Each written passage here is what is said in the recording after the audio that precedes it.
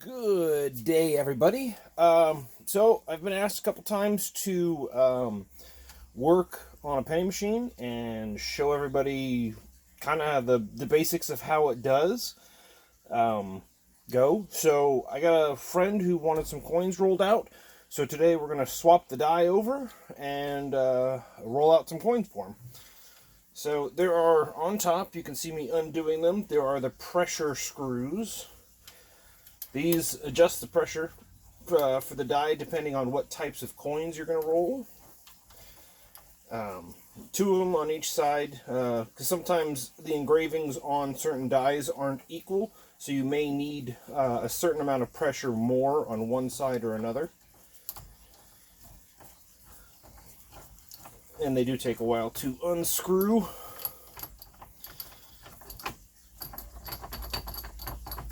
Alright, those are out.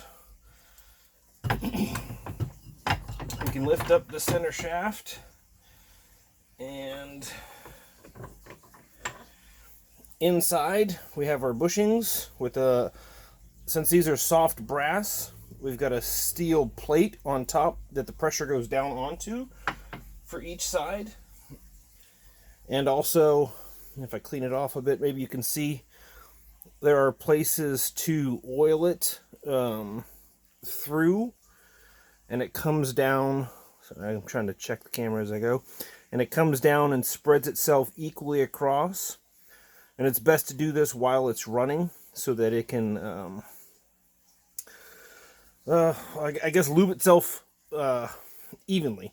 Now, as you can see, I'm wearing gloves. I normally don't, but today happens to be my daughter's birthday, so I'm going to try to stay a little clean. I don't mind the grease and gunk. But my machine on the inside is normally an oily, greasy mess. The only place it's ever clean is where the die is, so that we don't have any issues with the coins that come out. But the rest of it, I like to keep it thoroughly greased and lubed up so that there's no wear on the items. And everything just stays working very well. Some people keep theirs a little too clean for my liking, but I think you're not hurting anything by having extra grease. So there's one of those on each side, so you pull them out or drop them. Either way, let's see, there we go. Out that comes.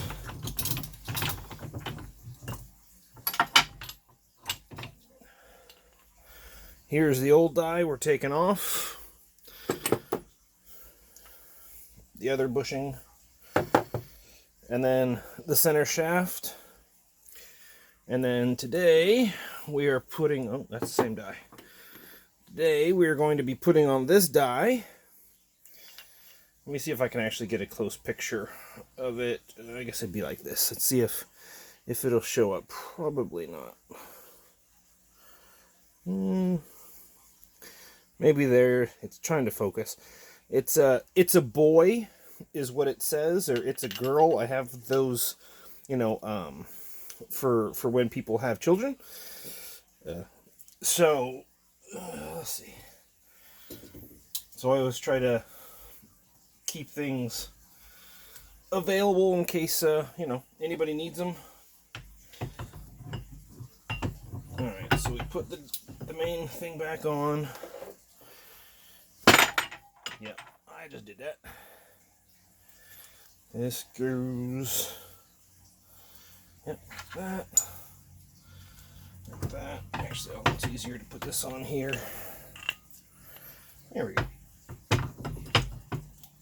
Shove it back through. This side on. Shove that back through. I guess you didn't see on the other side, there's also a little gear with a keyway.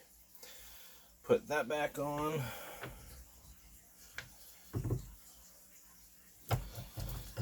Alright, now we put the screws back down to it, and then it's basically almost ready to go. So die swaps on these are very quick, just a couple of minutes. If you're actually not trying to explain it, probably a minute. But I'm trying to explain it and just fumbling over myself, so apologies about that.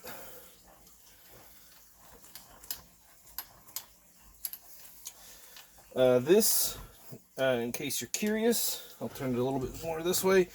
This, you can see, it's a solid cast piece of iron, and at one point it was polished up and chrome plated.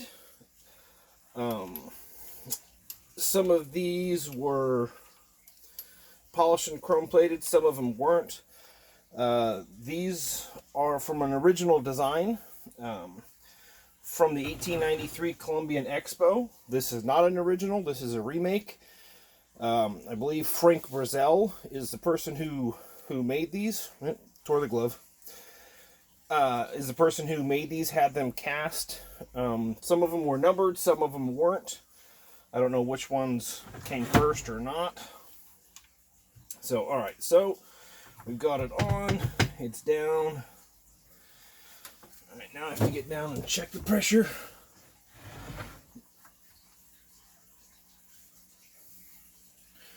Alright, so I think that's good. Let's see. No. Yeah, I think that's about right for equal on both sides. Now, this is our motor. We have to attach a gear so that it goes to the motor. This is also one that is set up for on a like a standalone hand crank machine, so I can set this up anywhere. I've set it up at zoos, at coin shows. I've made coins for birthday parties. Basically anything you can have coins made for. Yeah. So we get it kind of lined up. There's large bolts that hold it down to the steel plate that the motor is mounted to as well, because there's quite a bit of torque on this. All right, there we go. So we'll bolt it down.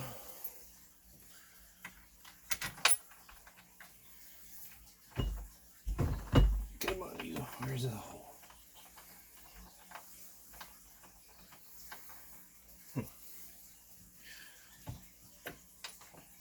There we go.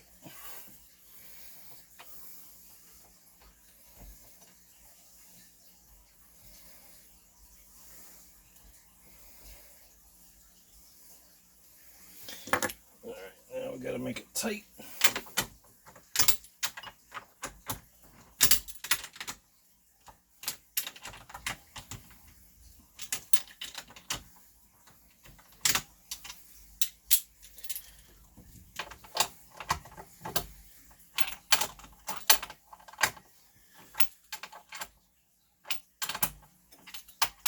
Sorry about the lack of talking. I just realized I'm not talking. I'm just thinking about getting the next thing done, so my apologies. All right, so next there's a slide that the completed coin will go down, and that also has just a little bolt that bolts down, so we'll add that.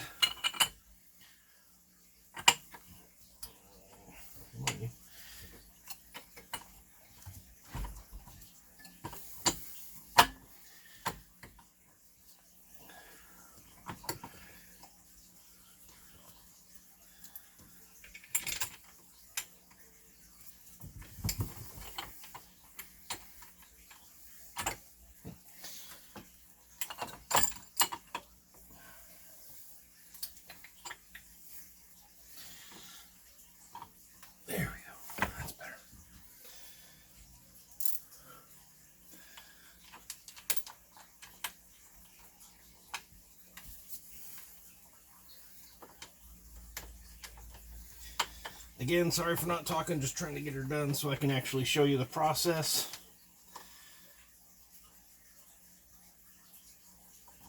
Alright, in place, good enough. Okay, now we can take off the gloves.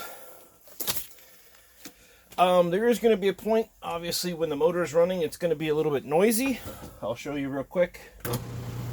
That's as loud as it gets, except for when it's crushing a coin. So, I need to do some test rolls to set up the pressure properly. And you can see my fat head in the screen. So I've got a little bucket of just change cents over here to roll, little stack. These are just zinkers. They're just you know what the elongated coin community would consider junk, because we do not normally roll on them if had the decision, because the zinc will turn black eventually. We tend to roll on copper, and that is what today's order is copper coins. So let me turn this on and see if we can get some coins rolled out, and I'll show them to you.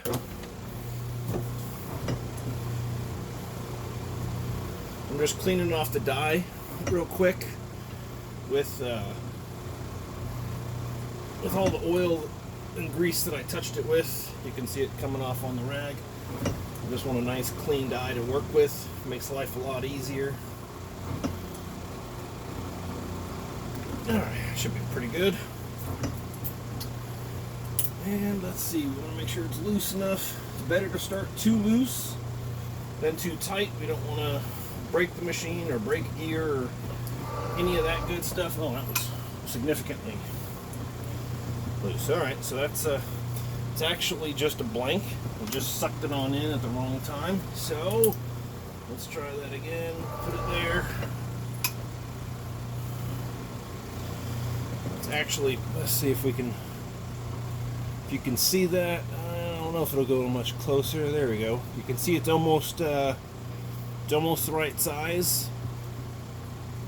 And the order today is for It's a Boy. So make it a little bit tighter. Oops. Chucked a few more coins through it. Oh, that was It's a Girl.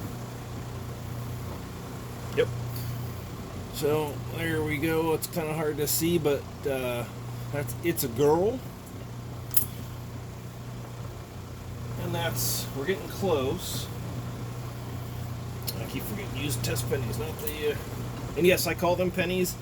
I know, they're cents. I try to call them cents, but when you're squishing, everyone calls it a penny machine.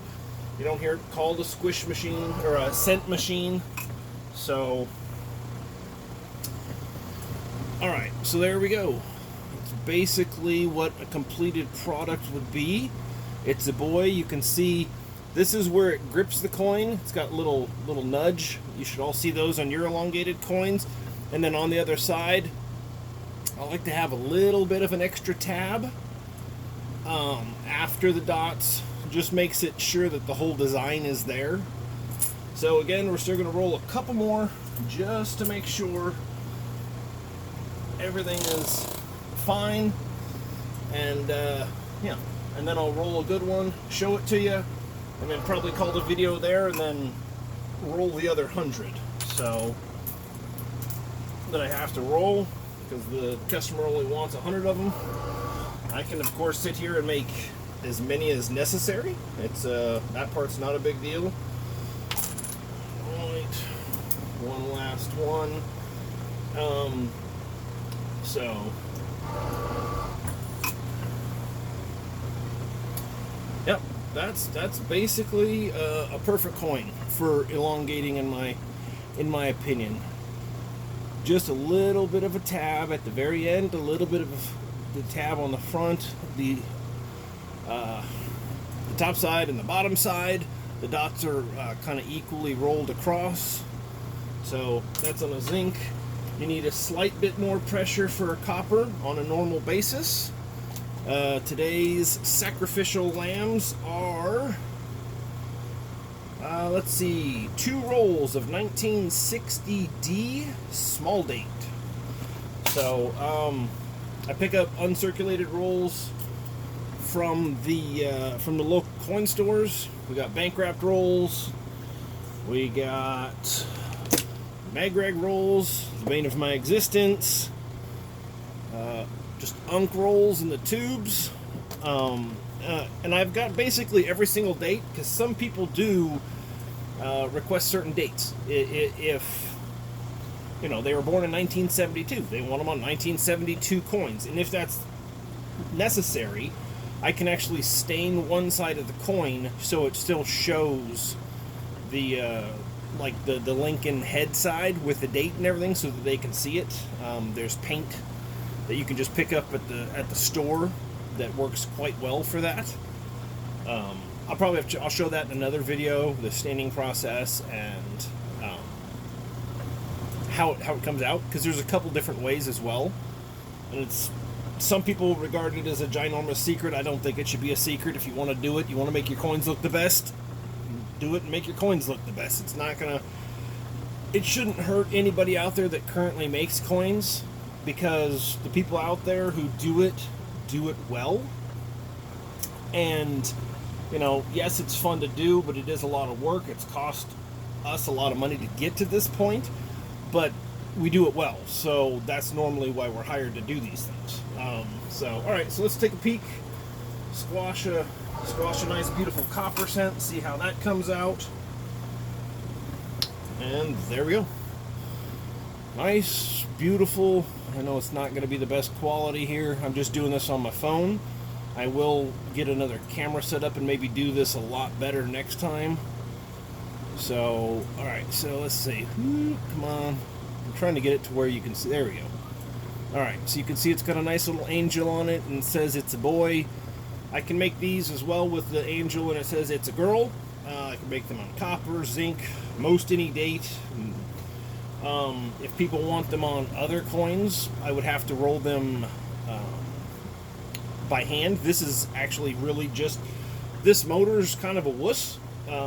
It's really only set up for cents. I can't say enough about how weak it is. I think I've exploded 4 of these motors.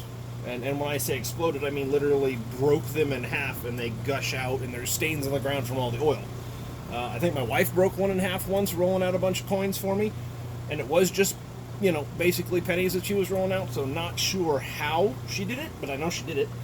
I even put the coin in a flip and, so that she could be remembered that she was the one that killed the machine that time. Luckily, this thing's a beast. And the worst thing I've ever done is shatter the teeth off of the gears. Or one time, because this is just cast iron as well, I actually cracked a gear.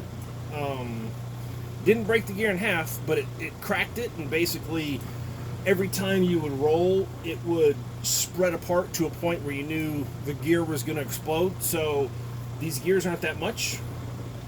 And all I had to do was buy the gear. I think they come significantly smaller key weight, but you can just have it rekeyed to 1/4 inch, so it's nice and strong. But yeah, I can roll anything up to a silver dollar right now. I'm working on designing actually a new machine, so where I'll be able to roll basically anything up to around a 5-inch diameter coin is my goal. I'd love to be able to squash the 5-ounce large silver quarters is actually the real goal. I want to make a machine that'll squash a big, huge 5-ounce silver quarter. Will it happen? I don't know. What kind of motor I'm going to need? I don't know, because you sure as hell ain't going to be able to do it with hands. So, thank you all for watching. I'll post this video up in just a little bit after I get these coins done. But yeah, so this little bucket here is just 100 cents, nice copper cents. It'll go through the machine, and these will be great handouts for when the baby's born. So, yeah, I guess I might as well throw it out there. If anybody's interested in some of these, let me know. I can make you, it's a boy, it's a girl, on copper cents or on whatever. And it would just be, if they're on cents, it's just 10 cents each, any number you want, and then you just pay shipping as well. Or if it's on anything else, it's 10 cents plus whatever the denomination is. So if you want it on a dime, it's 20 cents per coin, So, or, yeah.